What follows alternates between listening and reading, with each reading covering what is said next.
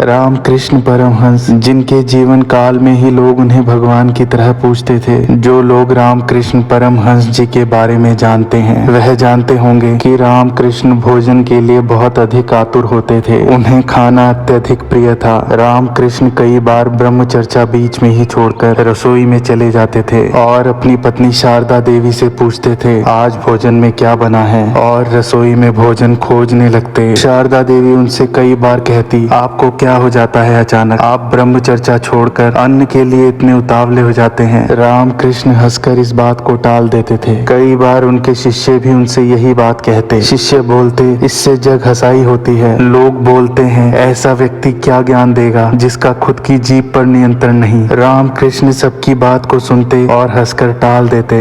एक दिन शारदा देवी ने रामकृष्ण जी को इसी बात पर भला बुरा कहा। रामकृष्ण इस पर उत्तर देते हुए बोले जिस दिन मैं भोजन के लिए अरुचि प्रकट करूं तब समझ लेना मेरे जीवन की यात्रा 3 दिन शेष रह गई है। उसके बाद 3 दिन से ज्यादा मैं नहीं जीऊंगा। शारदा देवी बोली इसका अर्थ? रामकृष्ण बोले मेरी सारी वासनाएं क्षीण हो गई हैं, मेरी सारी इच्छाएं विलीन हो गई हैं और मेरे सारे विचार भी नष्ट हो गए हैं, परंतु जगत के हित के लिए मैं अभी रहना चाहता हूँ। मैं सिर्फ एक वासना, भोजन की वासना पे नियंत्रण करके रुका हूँ और भोजन के विचार से ही मैं जीवित हूँ। उस दिन यह बात शायद किसी के समझ में नहीं आई। उसके बाद रामकृष्ण जी की मृत्यु के 3 दिन पहले शारदा देवी रामकृष्ण जी के लिए भोजन की थाली लगाकर उनके कमरे में गई। रामकृष्ण जी बैठे हुए थे और उन्होंने थाली देखकर आंखें बंद कर ली। शारदा देवी समझ गई रामकृष्ण जी ने कहा था जब भी भोजन के लिए अरुचि प्रकट करूं तो समझ लेना मेरे 3 दिन शेष हैं। शारदा देवी के हाथ से थाली नीचे गिर गई और वह रोने लगी। रामकृष्ण जी बोले रो मत, तुम जो कहती थी अब वो बात भी पूरी हो गई। उसके ठीक 3 दिन बाद रामकृष्ण जी ने अपना शरीर त्याग दिया।